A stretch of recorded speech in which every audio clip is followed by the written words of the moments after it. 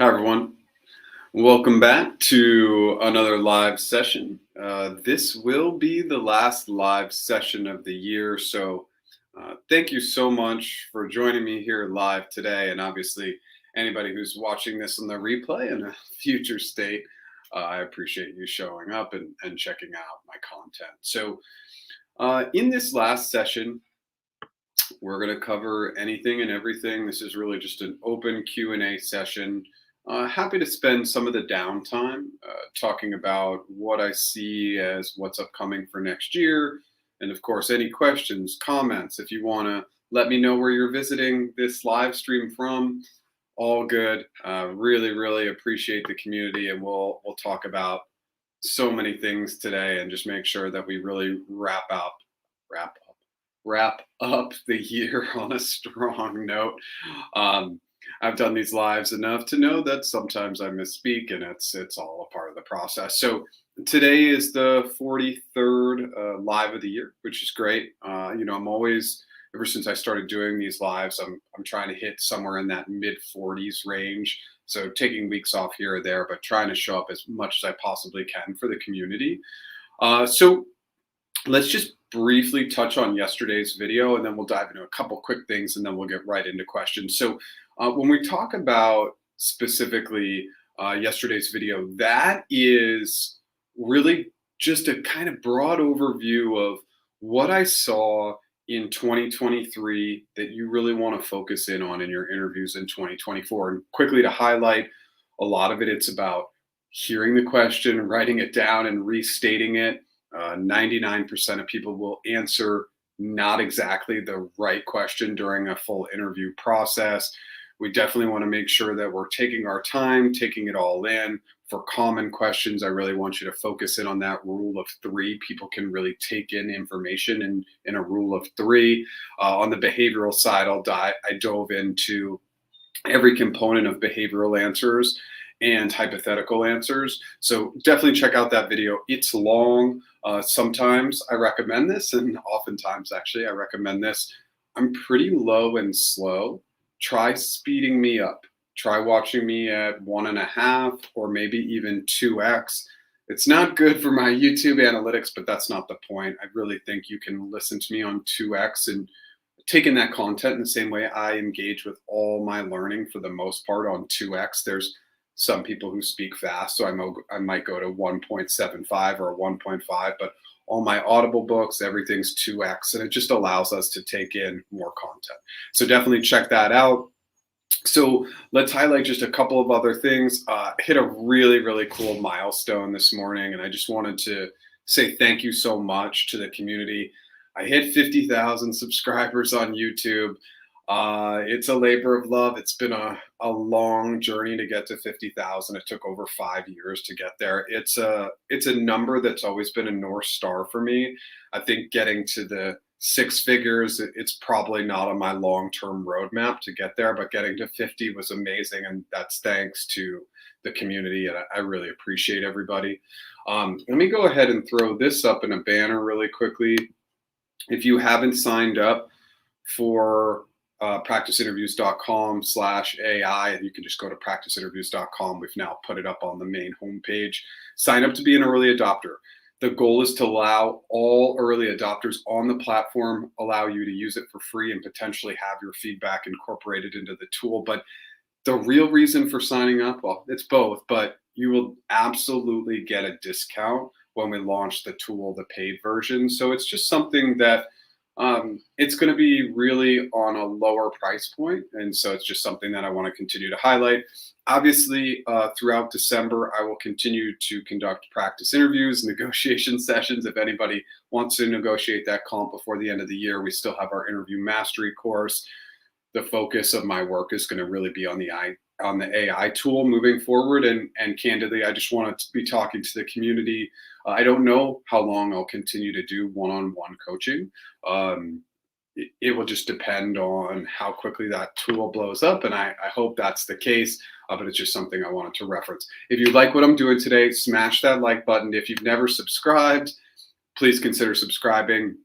as we turn the corner into next year, I may take that first week of January off. So I'm pretty much done with YouTube for the next 2 to 3 weeks. I'm probably going to drive a little bit of shorts content in the downtime because I've really not put a lot of emphasis and effort there. We're 5 minutes in. Let's dive in. Again, thank you everybody so much for being here. I really appreciate it. And we'll hang out as long as everybody wants to hang out. And then we'll take the rest of the year off and show up early next year. Thank you so much. Hello, I'm interested in one-on-one coaching session for 30 minutes. Is that possible? So Kevin, I do not conduct 30-minute sessions. And really basically just the quick context on that is it's not only the session, but it's the prep work that goes in pre-session. It's the follow-up work that comes in after the session. And it's just knowing how I work. And 30 minutes is just not enough time for us to get all the work done. And I think anybody who's here and has worked with me as a client knows that I often will go over in my time because I don't like stopping right on the hour. Like sometimes things will flow past an hour and I always build in that contingency. So a half an hour is just not enough time, unfortunately. So I do not break up my time that way. Thanks for asking. Okay, Jeff, wish you a Merry Christmas and a Happy New Year. Thank you for that. Even though things are so bleak in the job market, I still enjoy these live sessions and appreciate all your great advice. Thank you for being here. I have a GVC with my Google sourcer tomorrow to check in and wanted your opinion on nicely asking her if she'd be open to giving me some casual intros to UX hiring managers early in 2024. Do you think that's too gutsy of a request? I figured that it's a good idea to try and briefly connect with HMs in my field, even if no job has materialized, i.e. that might give me an edge. In my experience, asking about a role once it's on the careers page is already too late, so I'd rather plead my case directly. Could you plant a seed in the manager's mind about my interest? Okay. Could a casual chat with 1 to 2 hiring managers mean that if and when those teams are still considering headcount for 2024 rather than trying to fit into a predetermined box for a posted role? Okay. Did candidates ever make a request like that when you're a recruiter? I think this could work. How should I approach the question with my sourcer? I think that you have the right approach. I don't think they'll do it, but we always ask. It's one of the biggest challenges. Ask. Worst case scenario is somebody doesn't respond to you or they say no, right? So definitely ask. I think your approach is fine. Hey, I'd really love to, I'd love if you're willing to make connections with a few hiring managers in the space, see if they'd be open to casual chat so that they could get to know me a little bit better before those positions open. Is that something you're willing to do for me? Is that something that hiring managers have done that you worked with? Really easy, low-hanging fruit. Definitely go ahead and ask that question. We always ask, right? And I'll always ask recruiters, like, let's poke at the recruiters and say, hey, can you do this for me? Can you do that for me? We ask in a really gracious and kind manner. And if they say no, no big deal. So absolutely get after it. Hey, Liz. Hello, one last time from Sarasota. Absolutely. Thanks so much for showing up all this year. You've basically been in every session that I can remember, so it's been great. Hi from NYC. How's it going? Oh, okay. Sorry, we answered that one. Not at this time. Hey, from Virginia. How's it going? Happy end of the year. Thanks for being here. Arizona. Awesome. Good vibes from Texas. Amazing. Thanks for continuing these live streams.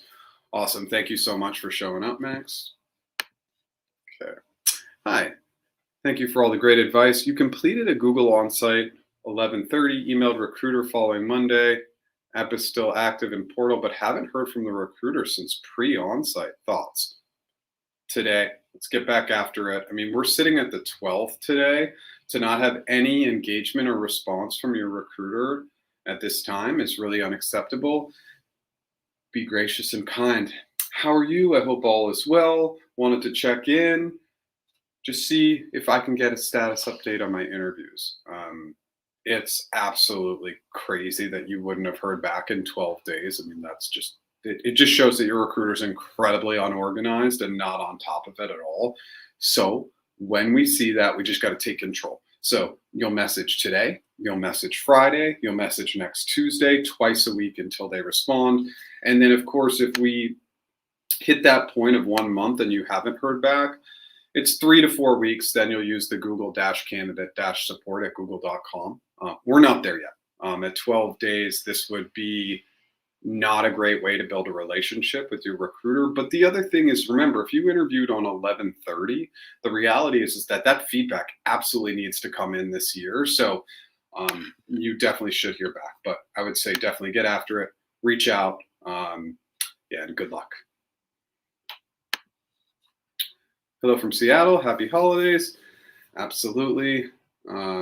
Seattle is like, I think I've probably mentioned this a million times on the lives. I love where people mention where they're from. Seattle is this place that I don't know. I feel like I lived there in a past life or something because I love that city so much. I live in San Diego, so I don't know if I could transition to all the rain, but great city. How do we coordinate the practiceinterviews.com? And then you'll go under interview consulting and it will take you through the steps. Thanks. Does a recruiter always let a candidate know that they're moving forward to HC, or are there cases when they move forward to HC but don't inform the candidate? It's pretty uncommon. I would say, of course, there's always outliers. I'm sure it's happened, but that would be weird. It would just be really poor communication. Obviously, if you're a candidate of mine and you're going to HC, that's a big step. That's a very small percentage of my candidates that would have made it to that stage. So I absolutely would be reaching out, touching base. I mean, it's just strange. Again, so definitely get that email out right now and send it out. Be gracious and kind, short and sweet. Let us know if you hear back during the session. You may hear back during the session, I hope. Hey, Jeff, got the offer. Amazing. Thank you so much for everything. I have comp call today. RC needed TC goals, and I anchored very high. Excited for what comes back. L3, PgM, non-tech, Atlanta. Okay, so awesome. First of all, congrats. Like, these are the best messages. We love hearing these messages. I'm really glad you anchored high. I would consider a high anchor for an L3 PgM in Atlanta. Anything in the 240s or above is going to be a pretty high anchor. That role is going to probably end up Atlanta PgM L3. It's probably going to end up paying in like the mid ones for year one, maybe into the 160s, 170s. It will still be a really good comp for Atlanta, and then just will give you the opportunity to grow your career. Congrats. Thanks so much for letting us know. Get after it on those negotiations. Base is the hardest thing to negotiate. Your bonus is set at 15%. Most L3s don't get a sign-on. If you do, it's 10, 20K max typically. So it's the equity. The equity, you really want to be driving and pushing that equity number up as much as possible. If they come back and say best and final, just say, hey, I think we're really close. If we can just get 10K more here or 20K more here, always negotiate a best and final with Google. Good luck. What is your view on changing my LinkedIn location to that desired location? The reason I ask is for hybrid roles, I'm seeing question about availability and willingness. Okay, Liz, this is a great question. To come to the office 2 to 3 days per week. I mean, I'm applying from Florida. It's hard because none of my desired roles are here. Yeah, this is a great and very interesting question. I mean, we've talked about this, right? If with your dual citizenship, you know, if you're looking at a lot of roles in London, maybe just put your location as London. Now, of course, if they're like, can you come in for an interview tomorrow in person? Obviously, that makes it a little bit more challenging, but I don't see any reason why. Like, we don't want to shut that down, and somebody looking at your profile may assume if they see Sarasota that you need some form of sponsorship. But if you're not looking for roles in your local market or just in Florida in general or the Southeast, yeah, I don't think it hurts. We don't want to be misleading, but at the same time, you could say, hey, like, London is going to be my future home, so I'm just looking for jobs there and want to let people know that that's where I'm going to be placed. And again, I think just landing in London is going to be the easiest move for you. And then obviously if you want to try in other locations, I think that's possible. I hope that helps. You don't want to seem pushy. A friend has said that hearing quickly within days next week usually means no or last candidate interviewed. But thank you. I'll follow up tomorrow, Wednesday, or Thursday. Follow up today. It's been 12 days.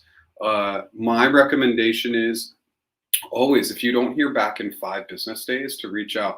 I wouldn't wait, because if you wait till Wednesday or Thursday, it's basically only allowing you to reach out one more time. I would reach out today with the opportunity to also reach out on Friday.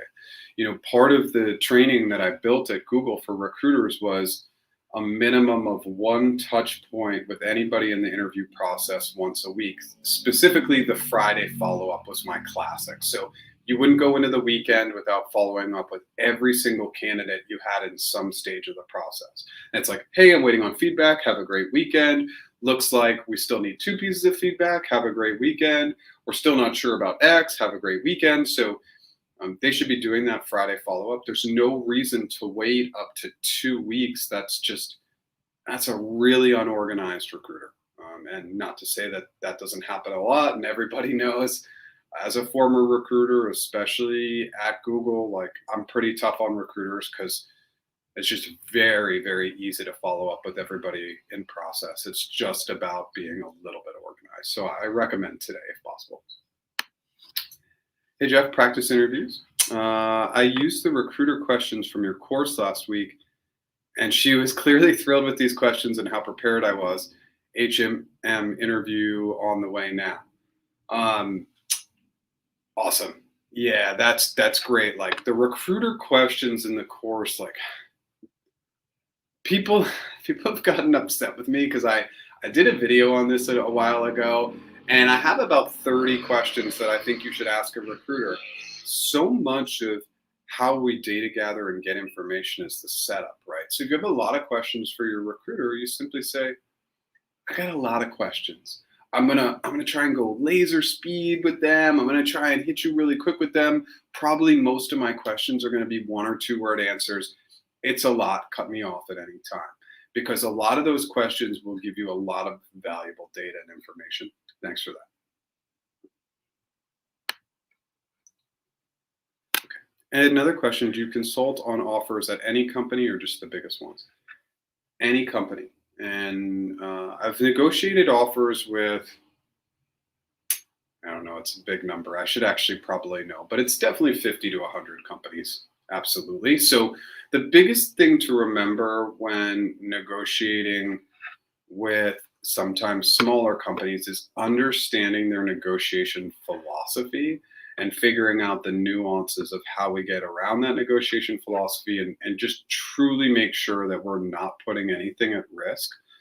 Because I negotiated with one client recently, and an offer was rescinded from a pretty big company, not a FANG company or whatever we're calling them these days, but we just need to be really, really careful. This company had a ton of bad practices that happened. I think this candidate actually got lucky. Like, the way this whole process was handled was absolutely terrible. I've had 2 offers in all my negotiation consulting years rescinded, and both were just examples of really bad internal practices, no communication, no clarity, no information, gracious and kind candidate. So really understanding that negotiation philosophy is really important, even with big companies, but like non-FANG companies. The Amazons, Metas, Apples, Googles of the world, you can go baller, you can come in with these big anchors and they're not going to rescind the offers. But even some of these bigger companies that I've run into, just the lack of sophistication is sophistication in understanding why offers get rescinded. When somebody is gracious and kind in the negotiation process, there's no reason to rescind an offer. If they're very unkind and a changed person, it's different. It's a pretty big conversation. So if anybody has any questions on that, I'm happy to dive in a little bit deeper.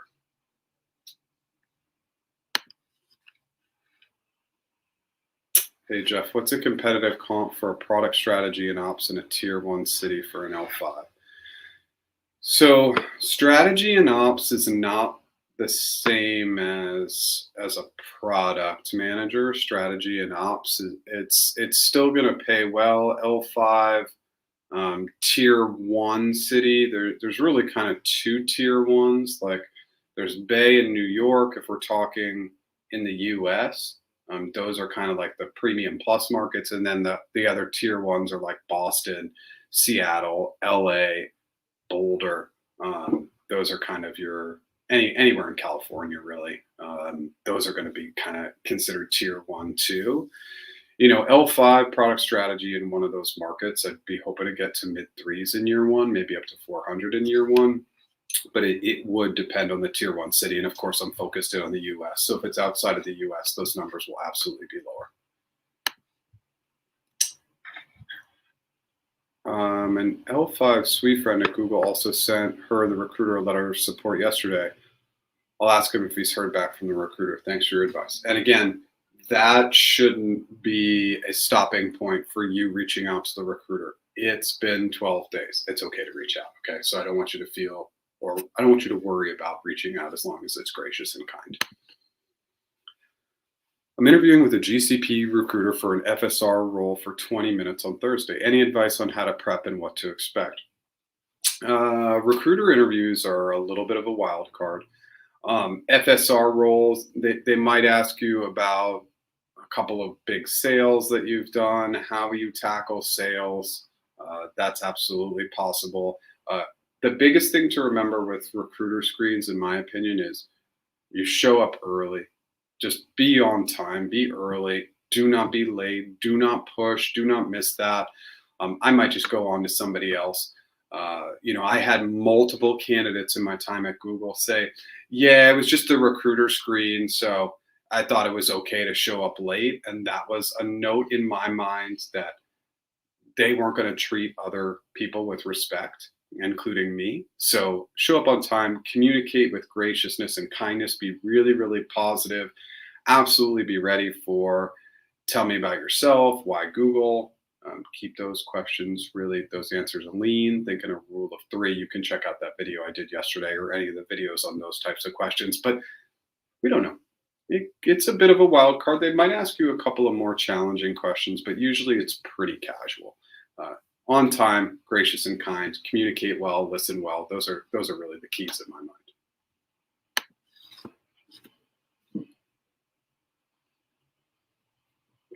Hi, Jeff. I'm finishing up an interview for PgM L4 in Oregon.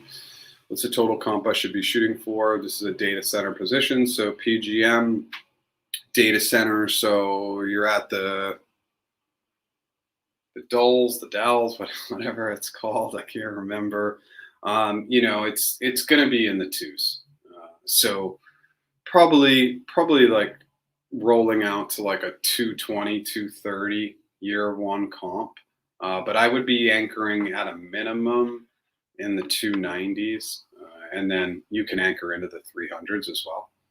The dulls, yeah. And so it's going to be in the, I would expect year one to be like 230, 235, something like that. So definitely anchor high twos, low threes. Good luck. Thank you, Jeff. Your answer made me smile. Every time I hear London, I get happy. So I'm going to follow up on that. Yeah, and me too. Like London's just such an amazing city, and obviously anybody who can work in that location, I agree. I think it's a great opportunity, and with your dual citizenship, if that's where you want to be, it's something I highly recommend.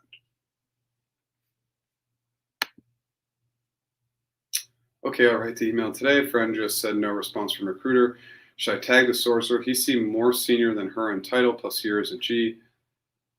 And why would role still be active in portal?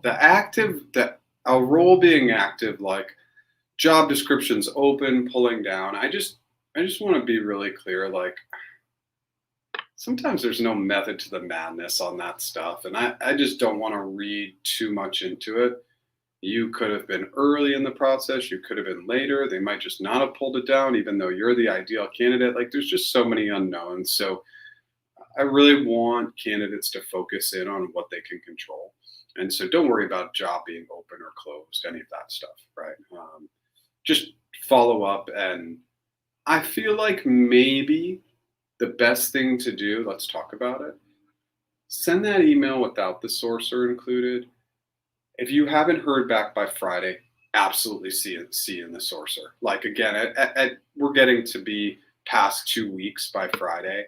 So I think CCing in the sourcer at that point is fine. I wouldn't do it in this email, but in your next email, do it.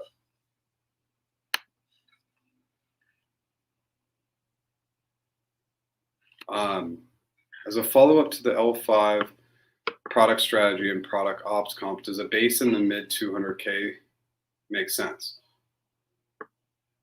No, it's not going to be nearly that high. Your base salary will definitely be in the ones. It'll be in the mid to high ones, but where you anchor in terms of base salary, I recommend that people anchor higher on the equity. It doesn't mean you shouldn't anchor at like 210, 220 on the base comp, but it's just not going to be that high. Google's not a base salary company and never will be. It's not their philosophy. They're a total compensation company. So no, I would not expect anything into the 200s. I'd be shocked if the base ended up with a 2 as the first number. Hi, Jeff. Does the behavioral interview differ from company to another? Say I'm doing interviews in Adobe and PayPal. Does that mean I should prepare for both of them? Yeah, behavioral answers are behavioral answers. So we don't really know what's going to happen with our interviewer who's our audience. Some interviewers may not love answers as long as I recommend 3 to 4 minutes. Some interviewers may like the PAR method as opposed to the STAR method. But the key is that you just practice working on getting your examples down and perfecting those examples. And if you're interviewing at Adobe and PayPal, like those answers should sound the same, in my opinion.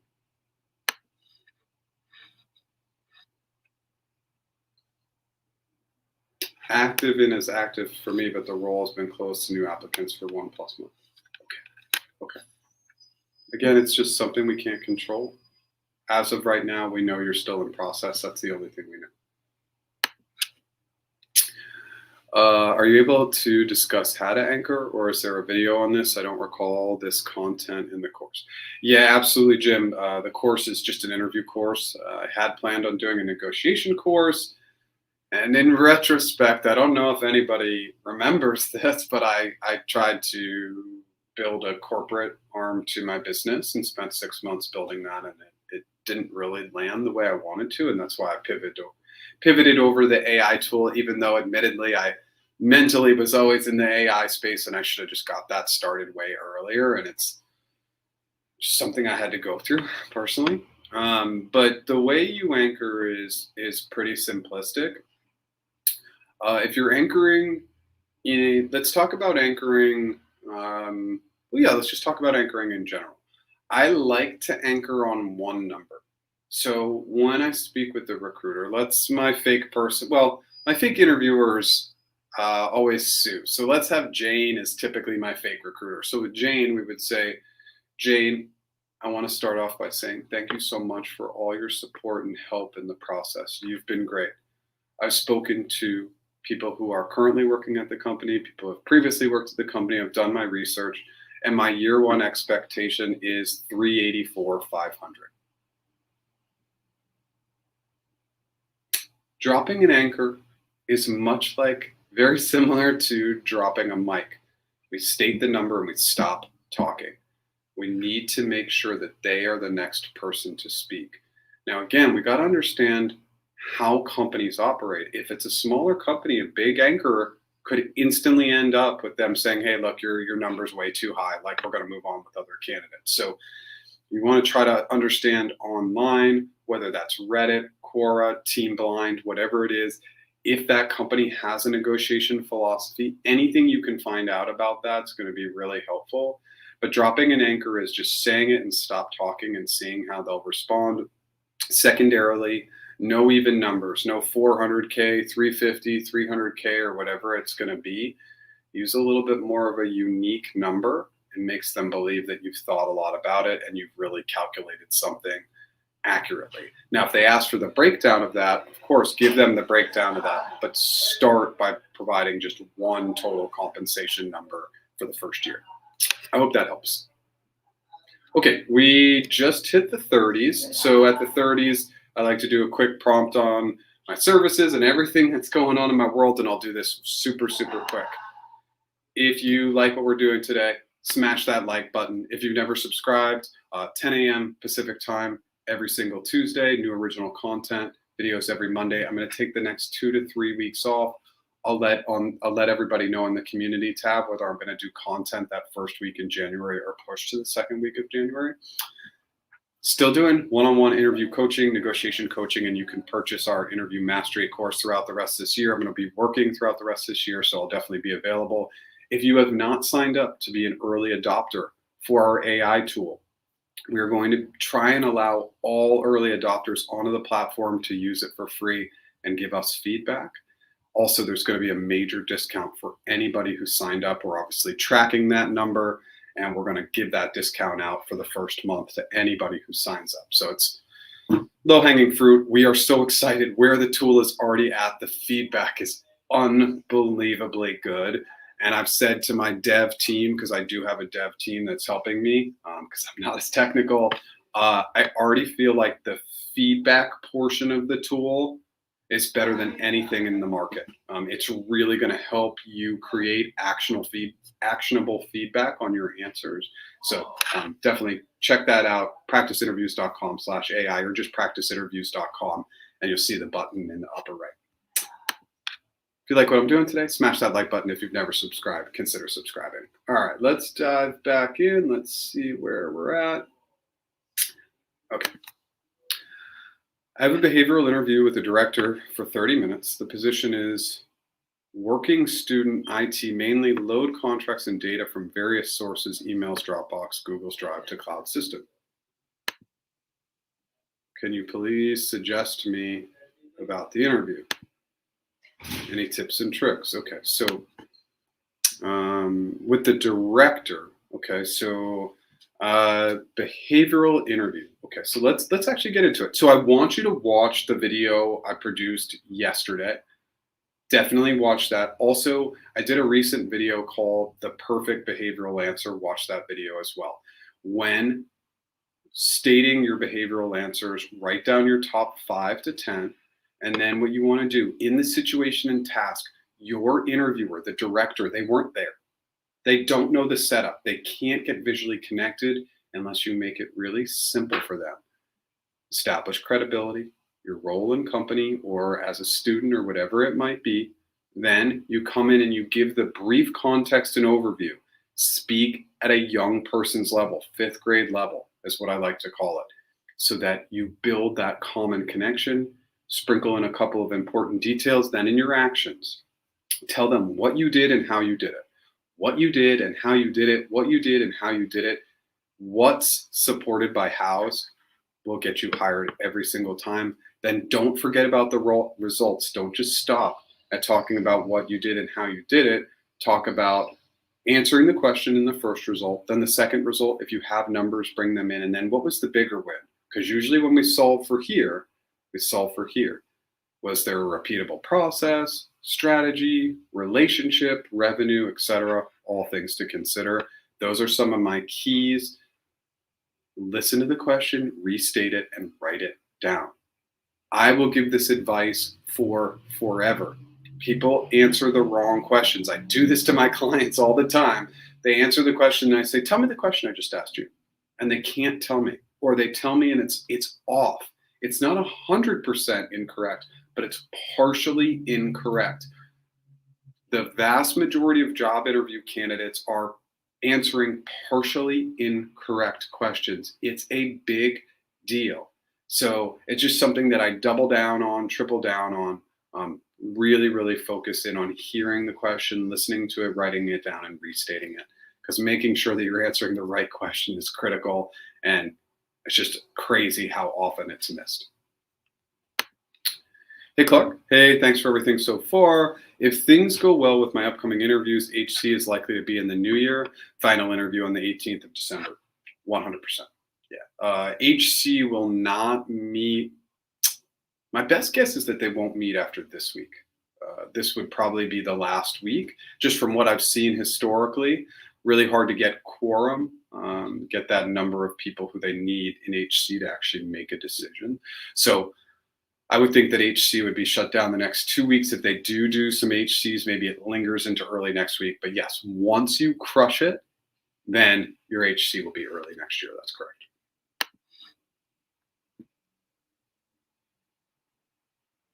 Okay. Although it's been 12 calendar days, it's really only one work week. Also, given the holidays, 1 week doesn't seem like a long time given Google's scale. Thank you for all your advice. Very helpful. I need to push back. I'm not exactly sure why we wouldn't be reaching out to the recruiter. The internal guidance is to complete feedback in 48 to 72 hours. We are well past that time. Obviously, all my guidance and advice, you don't have to take it, but this recruiter is doing a poor job for you. And that's really important to note. They are not doing a good job. And you giving them a free pass, a hall pass, whatever we want to call it, you need to hold them accountable. But of course, we're doing it in a gracious and kind way. Hey, just wanted to check in, see if I can get that interview feedback. Thanks so much. Have a great day. That's it. That's all you need to do. But I think at this point, there's too much thought going into it. You are not going to lose the role because you check in. And by the way, they're just not doing their job. We've got to hold these recruiters accountable. That position will absolutely not exist in 3 years, 2 years maybe. Recruiters, the recruiter sourcer positions will be completely automated. It's not going to exist. So while we have them, we got to poke at them as much as we can. We just got to do it in a gracious and kind manner. Hey, Jeff, I've seen a great solution architecture role, but I do not have the technology experience listed in the role yet. Is it still worth applying? How can I demo capacity to stretch? Pretty hard to demonstrate capacity to stretch in a job application. Just candidly, solution architects are going to be expected to be technical, right? So I don't know what the lower hanging fruit is. Like, what is the position with the transferable skills that might make sense? 100%, you can apply. Nobody should stop you from applying. I obviously don't love applying. I would take more of a networking strategy in this case, but it's the transferable skills, just they don't show up in a job application. The only way you can really get to that point typically is through a referral and actually get into conversations. It's going to be tricky, but I don't want to stop you from trying.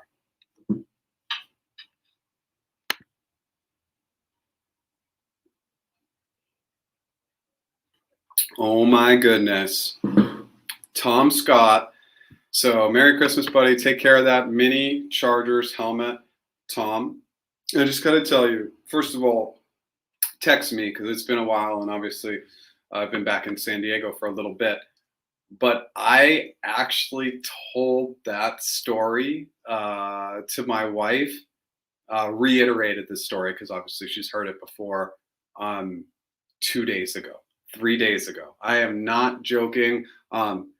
We won't get into it with the live crowd, but Tom and I used to work together and he punked me. I think this would have been, wow, this might have been 2007, probably 2007. So 16 years ago. And one of the best times I've been punked and just kind of being from Boston, I kind of like it when people do that to me. So when you know me, of course, but it was a funny story. It's Tom. It's so funny that you brought that up. I literally just told Jenny that a couple of days ago. So awesome. Hit me up. Text me. It's good to hear from you.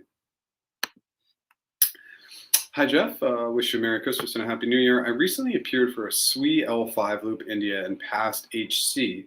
Recruiter said we would do team match later. Okay. That's good news. Getting approved by HC before team match. It's a motivator for hiring managers because they know it'll be easier to hire you. So that's good. But it's been a little over 2 weeks since the HC result, and you haven't heard back from the recruiter. I understand team match depends on a number of things, headcount, profile, of course, okay. But wanted your input on what I should do here. Is it possible that the holiday season is slowing things down? Will this delay affect me negatively when you appear for the team match? No. High likelihood that you won't get a team match call for the rest of the year. But just touch base with your recruiter and ask them, say, hey, obviously I'm still excited and engaged about the team match process. Is it likely that I'm not going to get a team match till next year? Or is there still an opportunity to potentially get a team match call in the next 2 weeks? Hope you're doing great. Just a quick touch base. Again, we'll just continue to push on these touch bases and just really casual, really gracious and kind. It never hurts. Okay, so we answered this question already. No need to double up on questions. I'll always get to everything. Hope that helps. Or I hope the previous advice helped. Happy holidays to you as well. Any advice on how to build rapport with your recruiter and get them to champion your candidacy? Interesting question. Yeah, I mean, I think everything defaults back to what I say, and I know it sounds repetitive. It is. It's very intentional.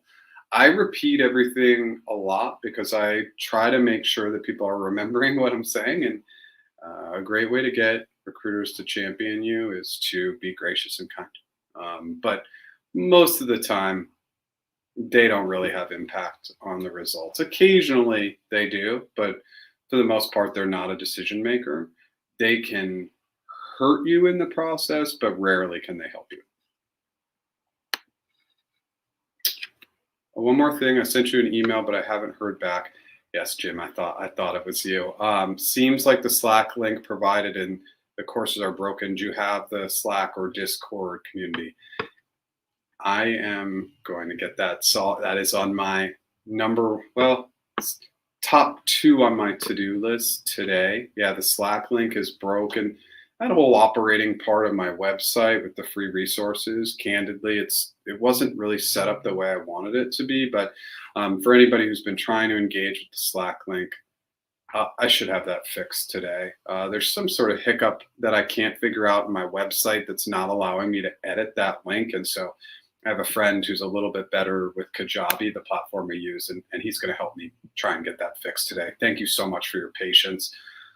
Anybody who showed up in these lives knows that Slack and I have not been good friends. And yeah, there's 4,000 people in that community, but the link keeps breaking, and I've just had major challenges, and they have told me that they won't talk to me about it. So it's a little challenging, but is what it is, I guess. We'll get that fixed today. Thanks, Jim, for the follow-up.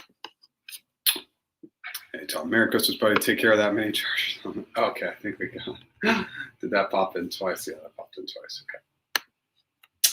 Okay. Recently, I saw a role that seems to be a fit for me, but I do not know what one of the main requirements, ability to build disposable systems in the context of scripting and spreadsheets. Do you know building disposable systems means? Is this related to testing? Yeah, I actually don't know without probably more context. And so, you could even throw the job description into GPT and say, what do you think the context means here? Probably get some good advice there. That'd be my recommendation list.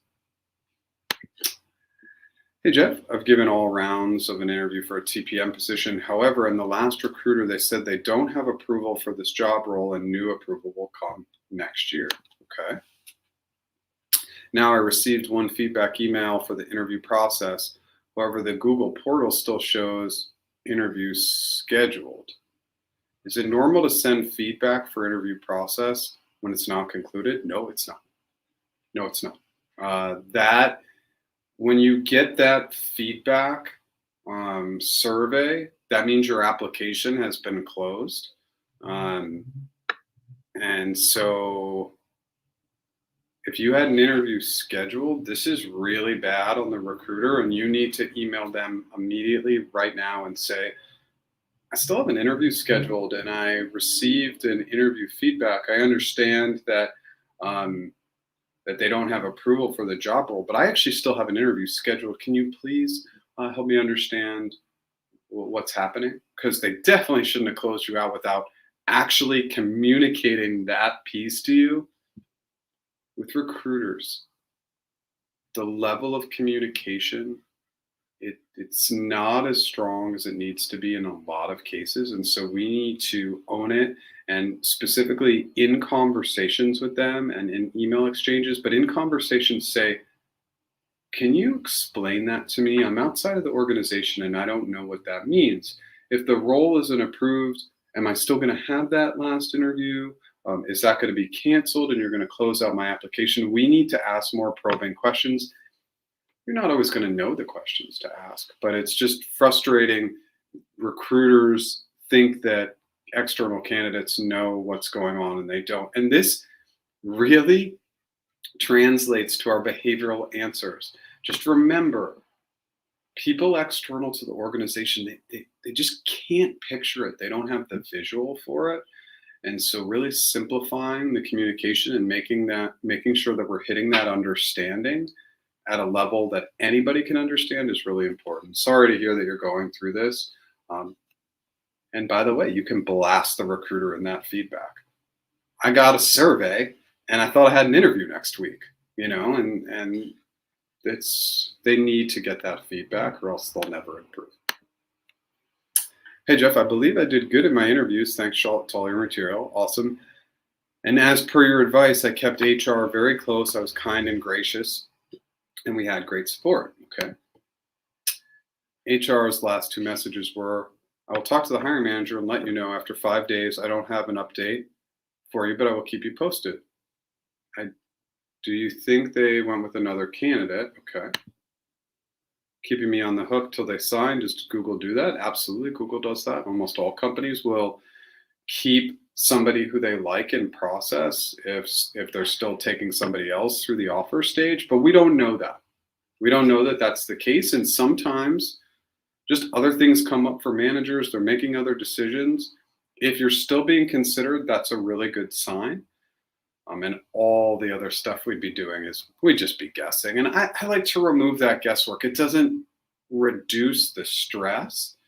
The patience piece is really, really hard in the interview process. It's really tough, but we only control what we can control, and worrying about items that we don't know the answer to. Again, it's not a poke at anybody, but it's just deep breaths, right? And just continue to own the communication. It sounds like this recruiter is staying in touch with you, so that's the good news.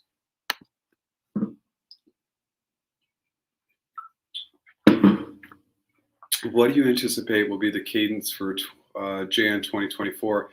Do roles typically open up and go into full swing, or does it take a while just trying to set expectations in the US? I always think it's a bit of a slow roll. As we get into the year, the bigger the company, the slower the roll, typically. But yeah, it takes a little while to warm up. It's not like we hit January 2nd and all of a sudden there's a million job openings. I think it's a slow trickle. I think it really warms up around Q2. But you'll see, obviously, a ton of job postings come up in Q1.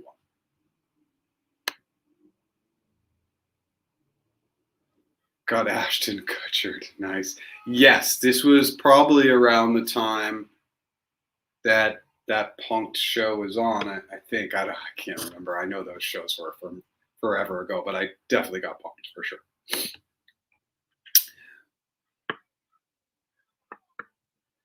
Yeah, so again, we don't agree.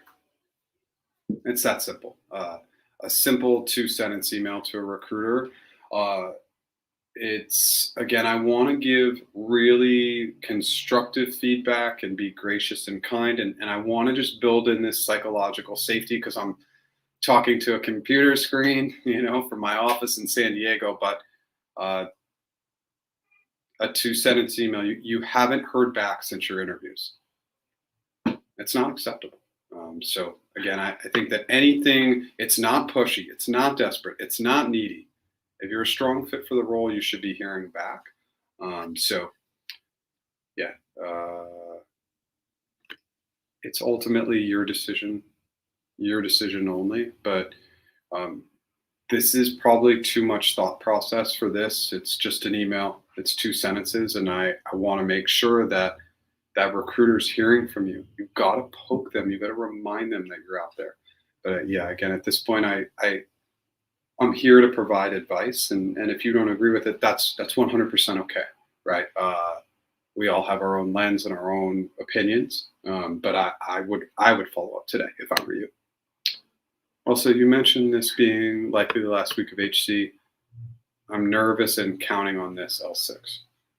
Yeah, else the leveling won't matter too much. Role fit, leveling, time of year, like really you should just be hearing back from them, quite honestly. How are you? Hey Jeff, you've been my recruiter when I joined Google. Yes, I remember a decade ago. Great experience with you. Do you have any sense for what Boomerang policies are for Xooglers exploring to move back? So here's the great news. I've already worked with a couple of friends who have Boomerangs back. You really want to work those internal connections as much as you can. I know you're still connected to probably hundreds of people who are still there. And so those are the people you want to work. You want to utilize, you really want to utilize those internal connections. But boomerangs are getting much more common after all the layoffs and all the craziness. Google is really kind of prioritizing Xooglers. I've seen a lot of that, and I don't think that that's a bad thing at all. So, but work your internal contacts as much as possible. That's my recommendation. Please let me know if you have any more questions. And I do remember you. It's kind of funny. I had a spreadsheet with all the people I hired at Google, and when I left, I lost that spreadsheet. But I do remember a few, yourself included. Hey, Jeff, joined a little late. Hope all is well. Corey, hope all is well on your end as too. Absolutely, for sure. Do you have experience in federal step negotiation? I'm not sure what federal step means. Maybe if you can restate, that would be helpful, and I can see if I can help. But I'm not familiar with that terminology, federal step. Put together. It's a little unclear to me with my brain. When does G usually review headcount in the new year? This is in relation to GCP. Headcount's constantly being reviewed. They're really supposed to have the headcount planning completely done in 2023, and it's not a reality. From what I've seen, it just lingers. It takes a little bit of time. I think this may be in regards to TAM roles, if I remember correctly from our previous exchanges. And I haven't heard any updates on the TAM roles specifically, if I'm remembering correctly. Just FYI, I asked GPT about building disposable systems in the context and received 4 items: rapid prototyping and development, flexibility, resource efficiency. Okay. And understanding of broader goals, basically being quick and scrappy, which I am. So thanks for your suggestion. I use ChatGPT for everything. I mean, I could love it or hate it. It's a really resourceful tool, and especially in the job space, whether it's helping you with your resume or helping you create practice questions or helping you fill in the gaps of your behavioral answers or helping you with hypothetical clarifying questions, frameworks, pre-planned assumptions. It is absolutely a game changer.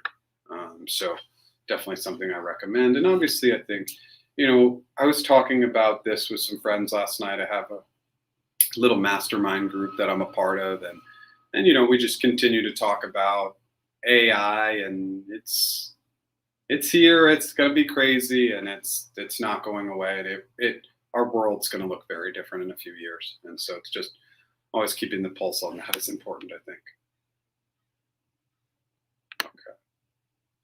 How can we negotiate steps within federal salary grades. Okay, and then federal positions have levels / grades. Each level has about 10 steps. Unfamiliar. This is unfamiliar territory with me, so any advice I'd give you in this space, probably I wouldn't want to give any advice that would not be good advice. So I would recommend you do some research online.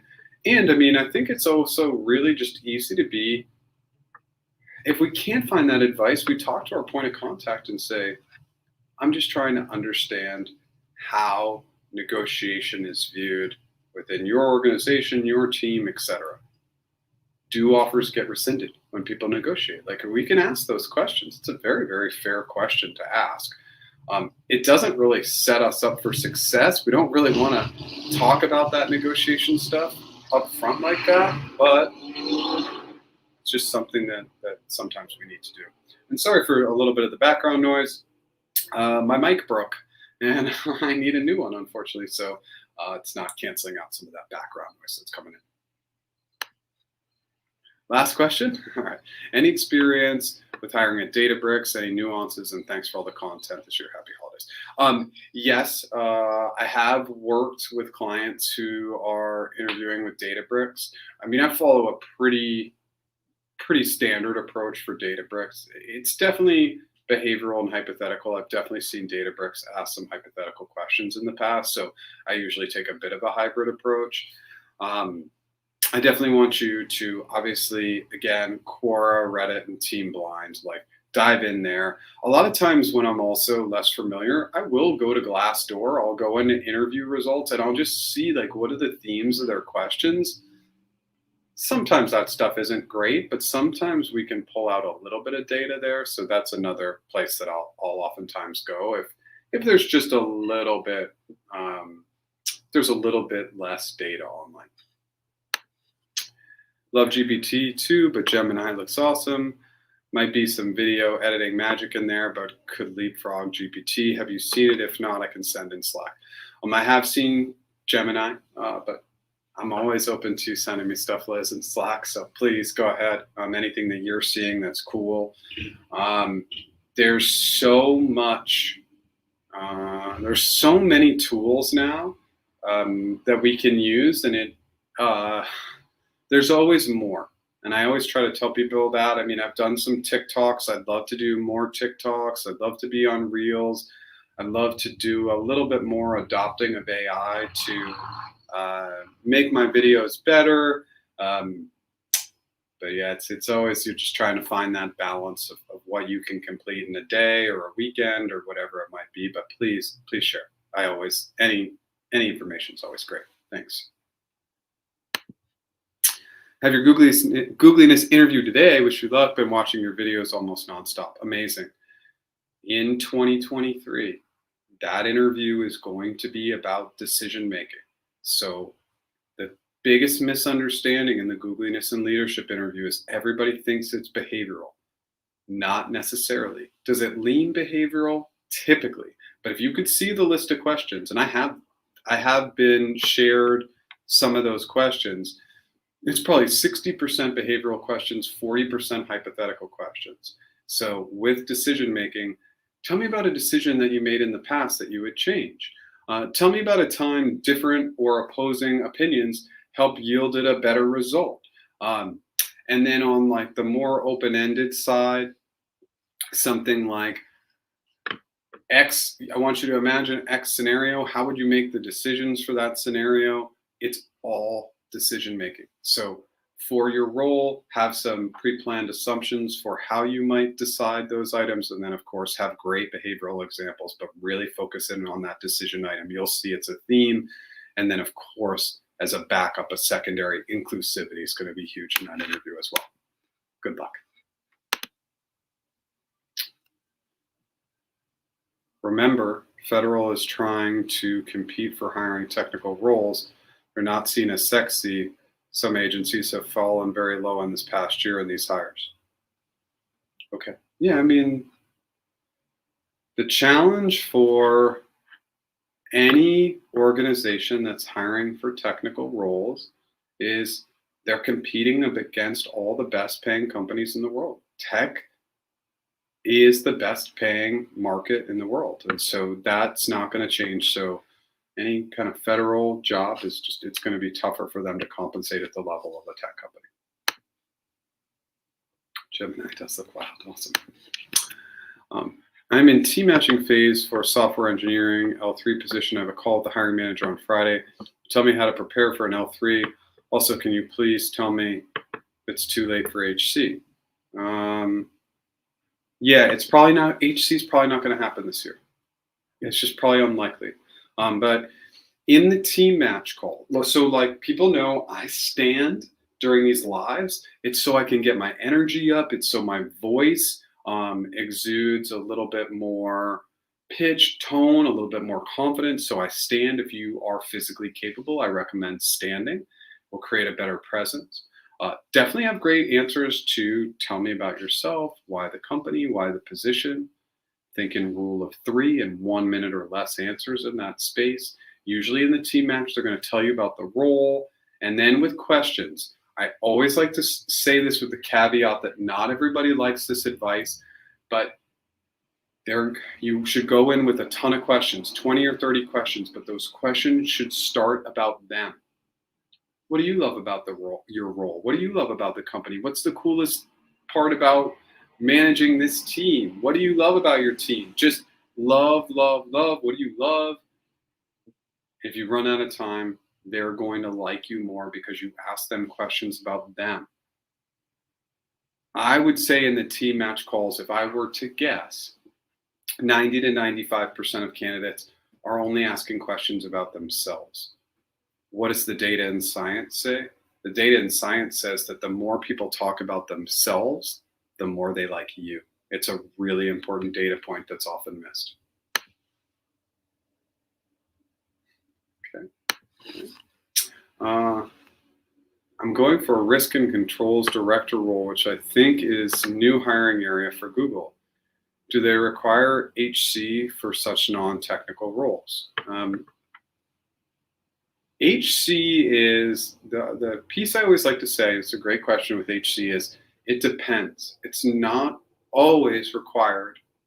If it's a slam dunk, you crush all the interviews, you don't need to go to HC. But typically, for a lot of roles, you are going to go to HC, even at the higher levels of the organization. And hey, risk and controls director level at Google, that's a baller role. Anything director and above is going to pay you really well, and they're really, really big roles at Google. So good luck. Okay, awesome. Love the exchange between the community. Okay, we're just past the hour. We're out of questions. Here's what I'm going to do.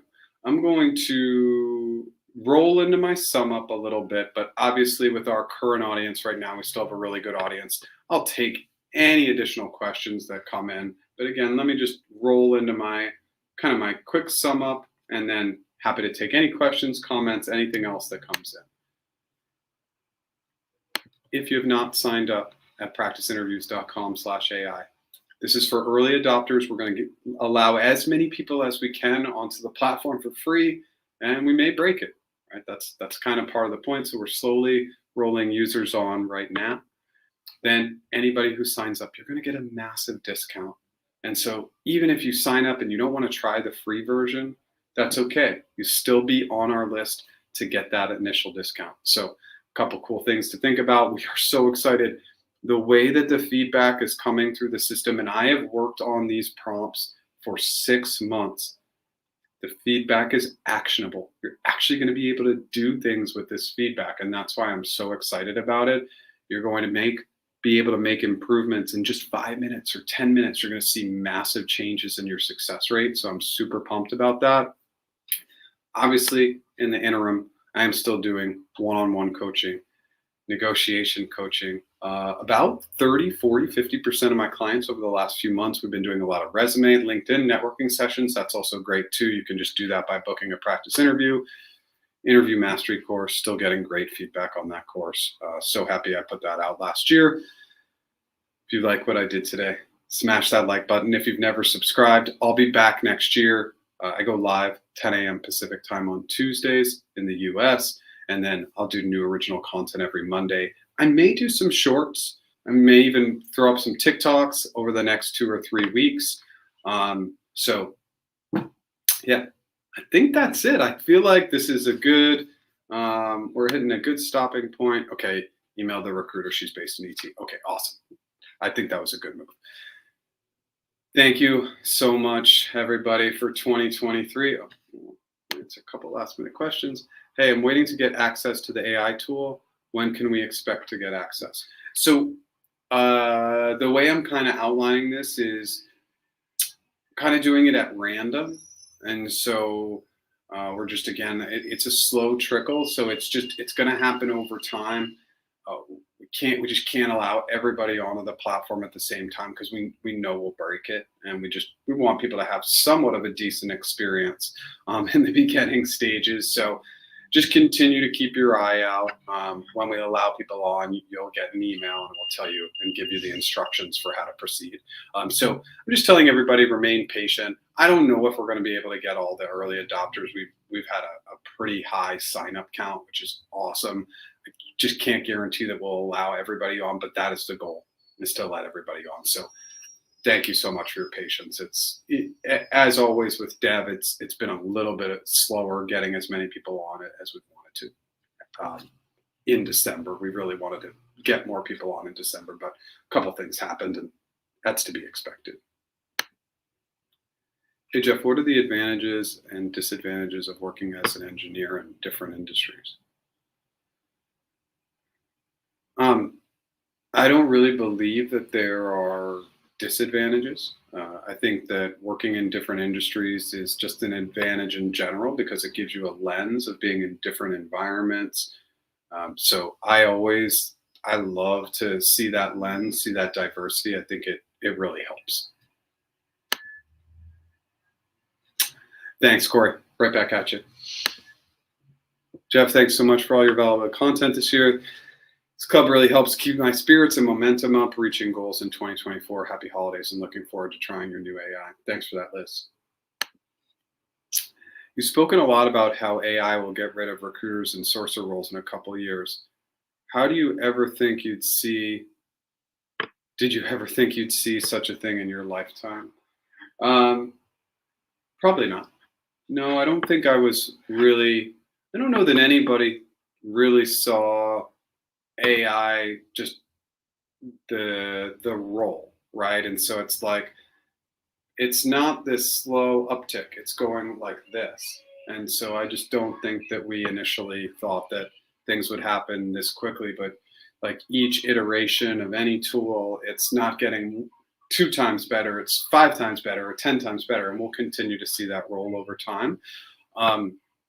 It makes me really happy that I am no longer in the recruiting space, but it makes me a little sad because I have thousands of recruiter friends who I think will be impacted. And I think that some of those friends are not necessarily acknowledging that that role is going to go away. And I encourage them to think about it, because we all need to prepare for us being replaced.